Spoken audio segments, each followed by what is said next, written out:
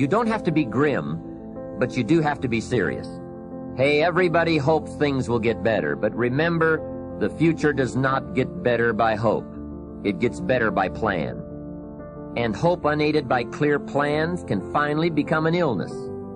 There's a Bible phrase that says, hope long delayed makes the heart sick.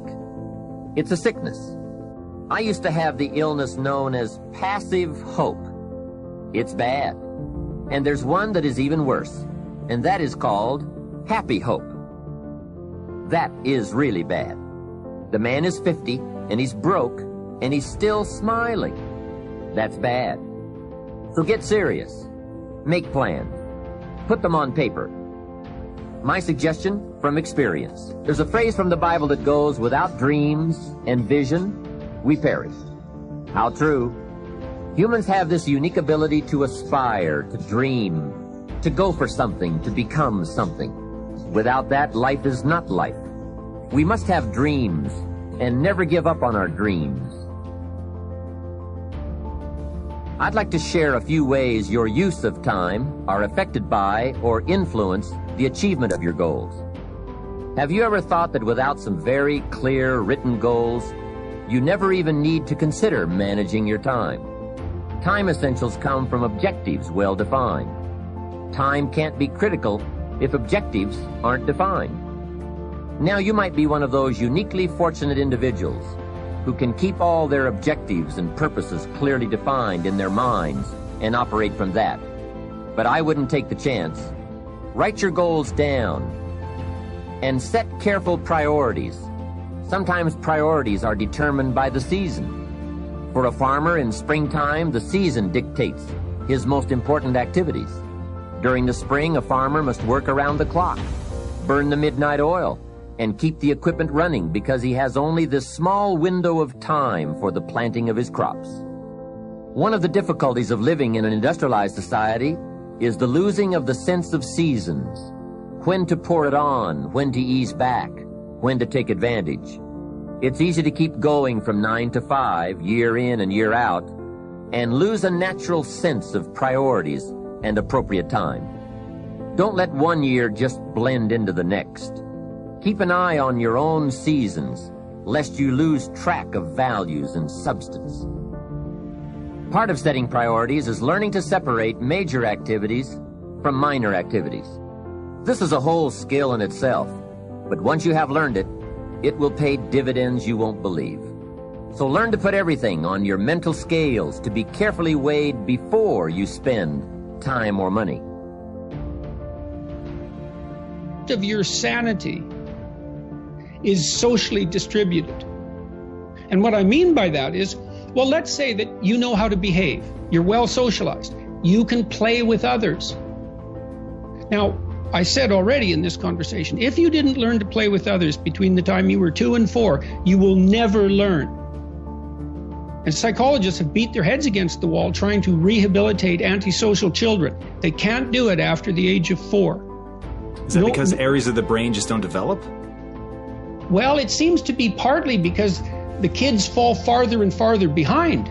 So let's say you make the leap from egocentric dependence on your mother at 2 and 3 to immersion in a peer group. Well, then you pick peers that are at your same developmental level, and you chase each other up the developmental ladder.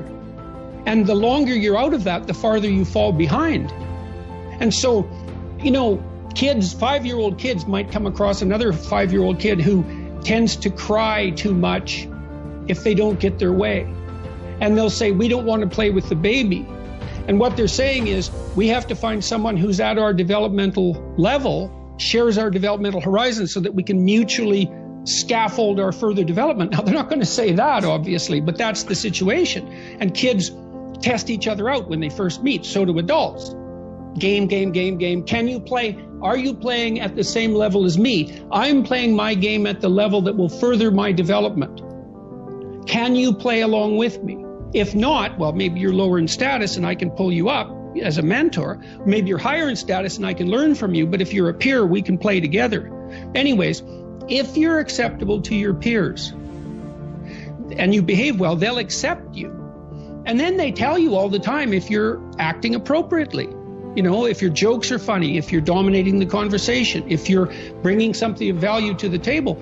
And all you have to do is pay attention to the social cues, and you'll keep yourself regulated. And at the end of the day, you're going to get what you focus on. They're both true. This is both the most amazing time that's ever happened, ever in recorded history. And yet real things that are terrifying are also happening. But where you put your energy, where you put your attention, where you put your focus is going to determine what you see. And that is the most fascinating and the most important thing you have to understand about the way that your mind works. You get what you focus on. If you focus on the things that are bad, they will become real. They will become exaggerated. They will begin to monopolize your thoughts. You'll see them everywhere. It's called the reticular activating system. Your mind is literally designed to pay attention to the things that you notice. Once you notice a certain car, you see it everywhere. Once you notice a certain dog, you see it everywhere. Once you hear a certain name for the first time, suddenly you realize that that name has been all around you this entire time. But now that you're focusing on it, now that you're looking for it, it is everywhere. So whatever you look for, it's going to be everywhere. If you look for the negative, it'll be there. But if you look for the positive, it will overwhelm you. When you manage something, you do so to keep it going. Well, you don't need to keep time going. You don't even need to watch it. You can be completely unaware of it. You can go to sleep. Doesn't matter. Time just continually moves. Doesn't need you. It doesn't need me. It just keeps moving. We don't need to do time management because there's nothing to manage. It's automatic. It continually moves. What we need to do is priority management.